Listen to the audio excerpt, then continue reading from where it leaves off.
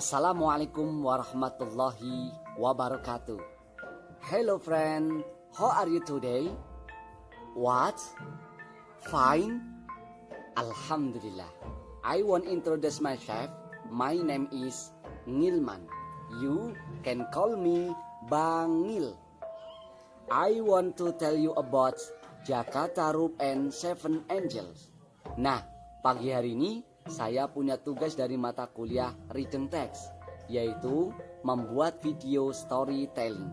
Jadi, saya akan bercerita tentang Jakatarup dan 7 bidadari. Jakatarup and Seven Angels. Once upon a time, there was window life in the village of Dadapan. She had a son whose name was Jakatarup. Dadapan village was close to a wood, so Jakatarup liked to go the woods. He liked hunting for animals with his blowpipe. One day, when he was in the woods, he saw a beautiful rainbow and he saw 7 angels went down through it. He came closer and searched for them. The 7 angels were swimming and taking a bath in a lake. Jakatarup looked at them while hiding behind trees. Had finished taking a bath, they flew through the rainbow to heaven. The next day, he saw the same thing again. This time, Jakatarup had an idea. He searched for their dress, and when he found them, he took one of them. As they had finished swimming and taking a bath, they looked for their dress. One of them could not find her dress. Her friends had to come back to heaven, so they left her. She was crying while staying in the water. Jakatarup approached her. "Why are you crying, lady?" "I lost my dress, so I cannot go home." "Where is your home?" "I live in heaven. I'm an angel. My name is Nawangwulan, but I lost my dress, so I cannot fly anymore." "You don't mind? I will take my mother's dress for you." "Okay, please do." "Wait for me here. I will be back." Then Jakatarup went home to take her mother's dress and give it to Nawangwulan. He asked her to stay at her house with his mother. Not long after that, Jakatarup married Nawangwulan. As an angel, Nawangwulan had spiritual power. She had ability which far above human being. She could cook rice with just a bar of rice, and when it had done, the bowl will be full of rice. But there was one condition: the bowl must not be opened before it had done. Jakatarup was very surprised with her wealth ability. He was very curious about it. So when Nawangwulan was away,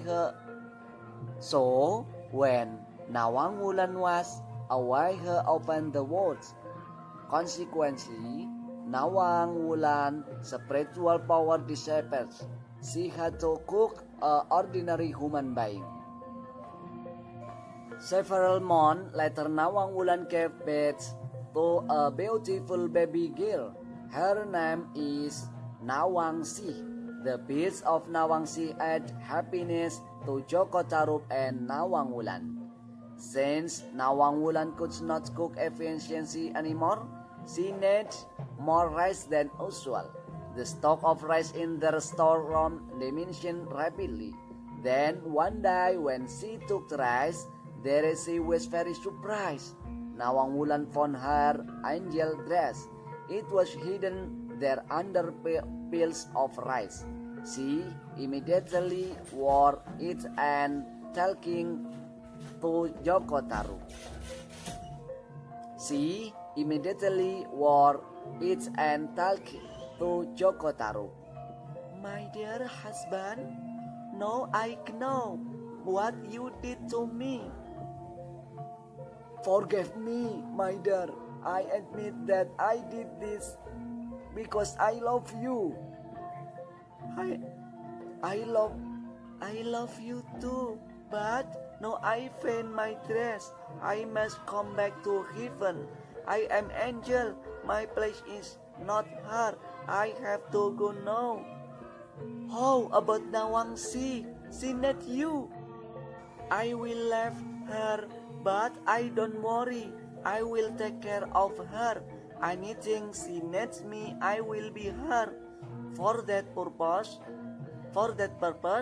please build a tower. When Nawangsi cry, put her there. Then call me Nan. I will come immediately, but I will be invisible to you.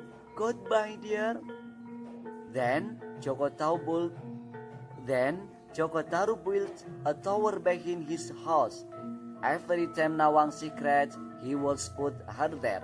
Nawang Wulan would come and take care of Nawangsi. Thank you very much. Oke, itu tadi adalah cerita tentang Jaka Tarub dan 7 bidadari. Mungkin agar lebih jelas, kita simak video berikut ini.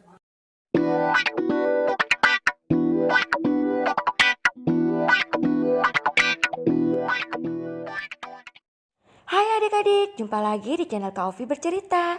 Cerita Kak Ovi kali ini adalah Jaka Tarub. Jangan lupa subscribe, like, dan tekan tanda lonceng sebelum melanjutkan ceritanya. Pada zaman dahulu kala, di sebuah desa, hiduplah seorang pemuda yang bernama Jaka Tarub. Dia adalah seorang pemuda yatim piatu yang tampan dan juga pekerja keras. Pada suatu hari, selepas hujan mengguyur desa, Jaka Tarub pergi berjalan-jalan menelusuri hutan. Tiba-tiba, langkah Jaka Tarub berhenti di tepi hutan. Dia sangat terpesona melihat pelangi yang sangat indah. Pelangi itu berada tepat di atas telaga biru yang jernih. Terpesona akan keindahan pelangi, Jaka Tarub sangat tertarik untuk melihat lebih dekat. Dia pun berjalan mendekati telaga biru tersebut.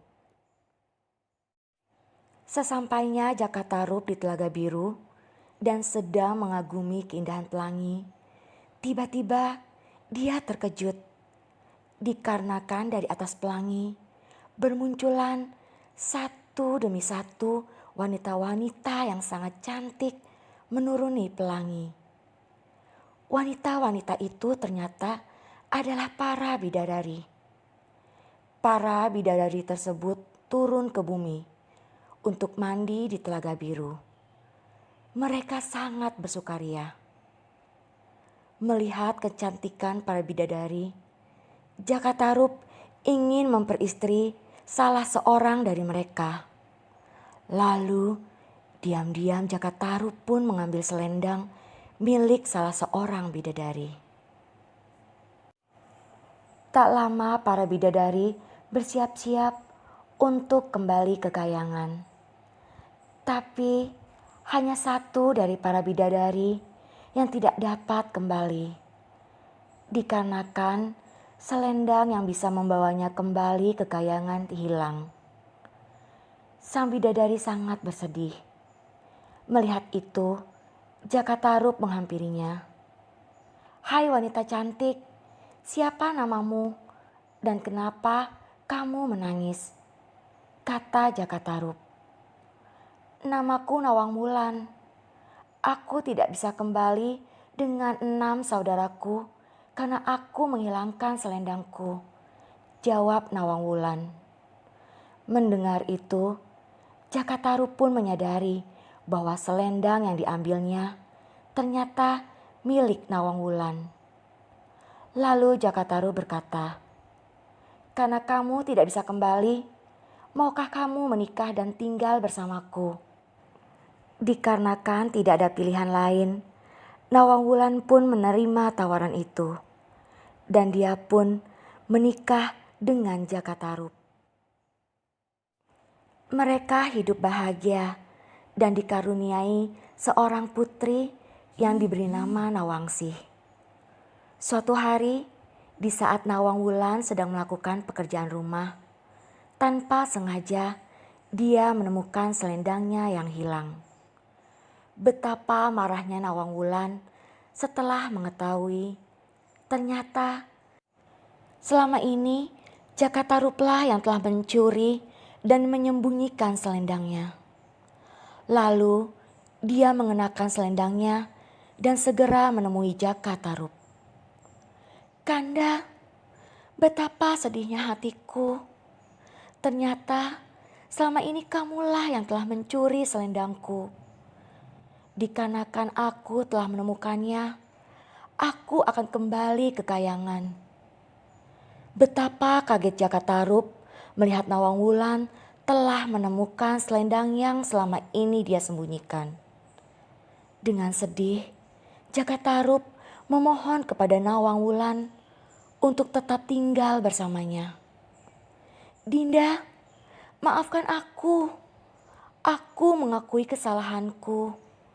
Aku mohon kepadamu, jangan kau tinggalkan aku dan anakmu," pinta Jaka Tarup dengan sedihnya. Namun, Nawang Wulan sudah sangat kecewa dengan Jaka Tarup karena telah berbohong kepada dirinya. Dengan berat hati, Nawang Wulan tetap akan kembali ke kayangan. Perlahan-lahan, dia pun terbang ke angkasa, meninggalkan Jaka Tarup. Nah adik-adik, demikianlah cerita kali ini. Pesan dari cerita ini adalah sepandai-pandainya kita menyembunyikan kebohongan pasti akan ketahuan. Karena kejujuran akan membawa kepada kebaikan. Tetap menjadi anak baik dan kebanggaan orang tua. Sampai jumpa.